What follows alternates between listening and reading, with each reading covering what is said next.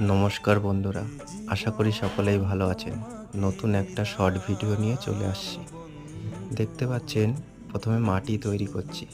মাটিটার মধ্যে vermi compost ও mix সার ও 2-4 দানা DAP দিয়ে মাটিটা তৈরি করে নিলাম। এই যে ডালিম গাছের কলপটি আমি করেছিলাম প্রায় 2 মাস আগে, রুট হরমোন দিয়ে মাটিটা দিয়ে বেঁধেছিলাম। দেখতে পাচ্ছেন কত সুন্দর শিকড় বেরিয়েছে। শিকড়গুলো নতুন বেরোনোর পরে কাটিং করে একটু রুট হরমোন লাগানো হলো, যাতে ফাঙ্গিসাইড ও শিকড়গুলো নষ্ট না হয়ে যায়। এবার টবটাকে মাটি দিয়ে পূরণ করে জল দিয়ে দিতে হবে এবং খুব রোদের মধ্যে যাতে গাছটা না রাখা হয়। তারপরে রেখে দিলে কিছুদিন পরে দেখতে পারবেন আবার নতুন পাতা জ্বালিয়েছে। চ্যানেলটা ভালো লাগলে সাবস্ক্রাইব করবেন।